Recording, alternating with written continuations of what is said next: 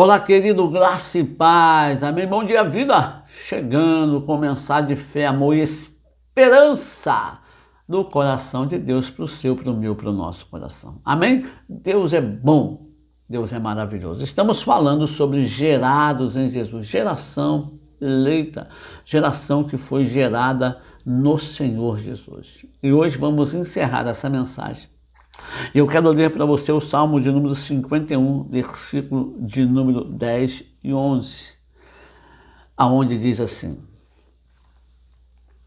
Cria em mim, ó Deus, um coração puro e renova em mim um espírito reto. Não me lances fora da tua presença e não retires de mim o teu Espírito Santo. Aleluia! Glória a Deus, louvado seja o Senhor por isso, bendito seja Deus. Antes de começar, não se esqueça, curta, comente e compartilhe. É importantíssimo que você deixe o seu like, que você deixe um comentário e que você envie esse vídeo para 2 ou 3 amigos seus ou nos seus grupos das redes sociais, ok? Vamos em frente? Estamos falando sobre a geração eleita em Jesus, gerados em Jesus. E hoje, 8ª parte, é uma geração que não desiste quando peca, mas se arrepende e volta ao caminho. Escute, nós usamos Davi como vários exemplos em vários tempos, estamos usando a vida de Davi.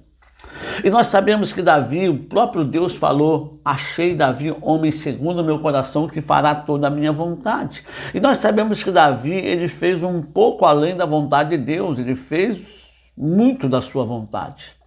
Ele adulterou, ele mandou matar o esposo, o seu soldado lá fiel.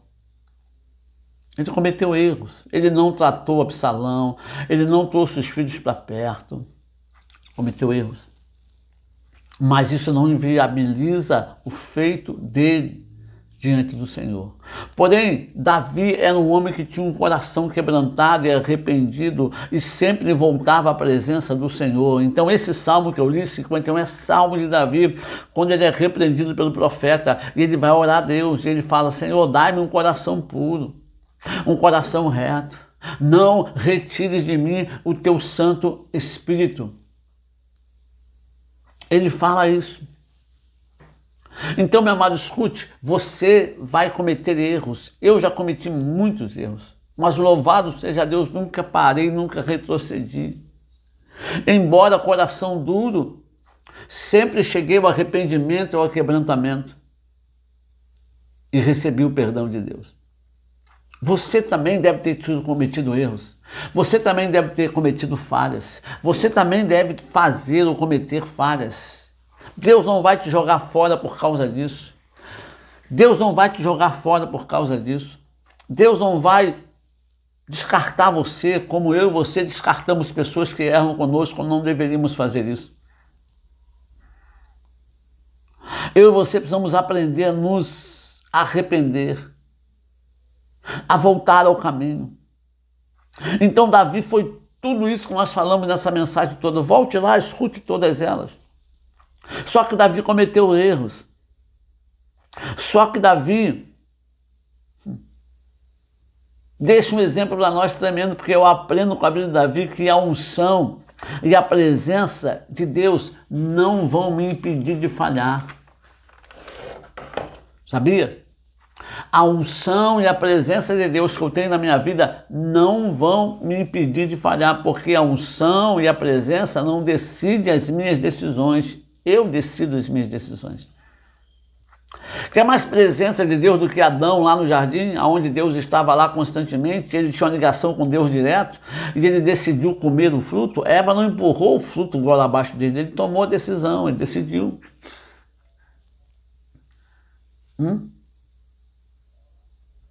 Agora, como é que eu faço então, pastor? É simples. Só uma vida de total obediência e submissão vai nos levar a uma caminhada perfeita com Deus. Porém, nós não vivemos 100% em obediência e 100% em submissão. Você vive? Fala para mim. Deixa no comentário aí, sim ou não. Seja sincero. Você é uma pessoa que vive 100% em obediência a Deus e 100% em submissão à vontade e o querer do Senhor? Eu já falo para você que eu não sou. Eu tenho muita dificuldade em algumas coisas. Mas não é porque eu tenho dificuldade que eu não vou fazer. Mas eu tenho dificuldade. E às vezes cometo erros e falhas, mas o Senhor me convence, me quebranta, eu vou lá e peço perdão e faço o que Ele tem que fazer. Mas qual é o alvo, qual é o foco? É Cristo nosso exemplo. Cristo teve que uma vida de total obediência e submissão a Deus. Ele não veio fazer a vontade dele, ele veio fazer a vontade do Pai. Ele veio para que a pessoa conhecesse o Pai através da vida dele. Ele fala para Felipe, Felipe, estás comigo há tanto tempo e não sabe ainda quem vê a mim vê o Pai. Eu e o Pai somos um. Ele vem de revelar o Pai. Para ele revelar o Pai, ele tem que ser obediente à vontade, ao querer do Pai completamente. Quantas vezes nós deixamos a nossa vontade interpor na vontade de Deus? Quantas vezes nós deixamos o nosso querer tomar a frente? E o nosso querer é julgativo. O nosso querer é condenatório. O nosso querer não dá esperança às pessoas, dá para nós, mas às vezes não dá esperança para as pessoas. O nosso querer diz que fulano não pode mudar e ciclano não pode mudar. Quem é eu e você para dizer que fulano ou ciclano não pode se arrepender ou não pode mudar? Viramos Deus agora por acaso? Não, não somos. Então o maior exemplo de obediência e submissão é Jesus, e Paulo escreve para nós em Filipenses capítulo 2, versículos 5 a 11. Que haja em nós o mesmo sentimento que houve em Cristo Jesus, que sendo igual a Deus, não usurpou ser melhor que Deus, antes esvaziou-se de si mesmo. Opa, ponto. Quem se esvaziou? Deus esvaziou Jesus? Não. É Deus que vai te esvaziar? Não. É Deus que vai me esvaziar? Não. Quem esvaziou Jesus? O texto diz, antes esvaziou-se de si mesmo. Ele mesmo se despiu da glória. Ele se despiu do poder. Se despiu da sua autoridade e veio em natureza humana, significa em fraqueza de carne como eu e você. Deus, Jesus não tinha um corpo diferente do meu e o seu, sangrava, tinha nervos, sentia dores, poderia ter dor de ouvido, dor de dente, igual eu e você. Fome, cansaço físico. Jesus não veio imune ao pecado, ou com uma resistência forte, ele desenvolveu isso com Deus, tanto é que ele vai ao jardim orar, fala, Senhor, se for possível, passa de mim esse cálice. Vai ser difícil tomar isso, vai ser complicado beber isso, mas se for possível, passa de mim, mas no entanto não seja a minha vontade, seja a sua. Jesus expressa a vontade dele, mas automaticamente ele se subpõe à vontade do Pai. Eu e você precisamos entender isso, compreender isso, matutar nisso, porque o que vai fazer a diferença na nossa vida é o quanto nós obedecemos a Deus e a sua palavra.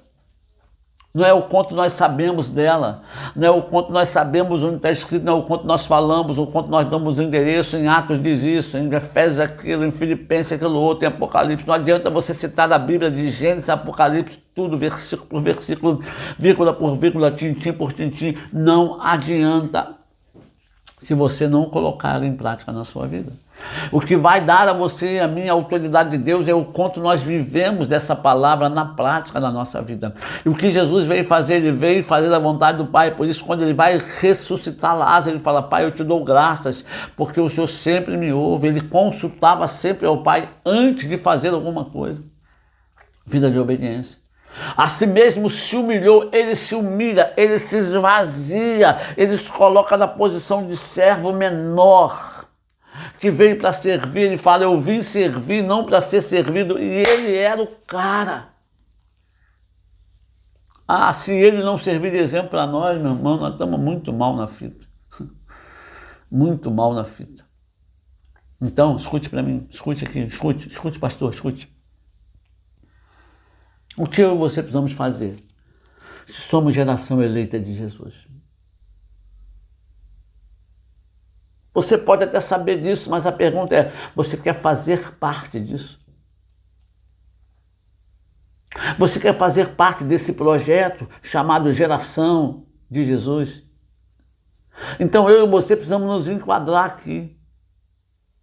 Não é o meu nome, não é o meu ministério, não é o meu chamado, porque se eu lutar pelo meu ministério, quando eu morrer ele acaba, não tem continuidade, que é meu ministério.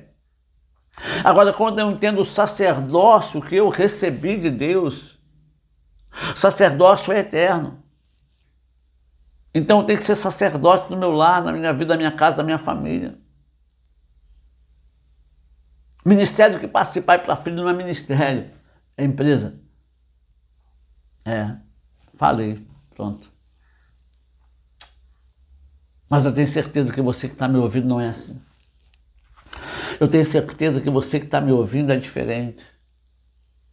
Porque no seu coração queima a chama por Jesus. No seu coração arde a chama por Cristo. Pelo nome dele. Pela graça dele na sua vida de ser.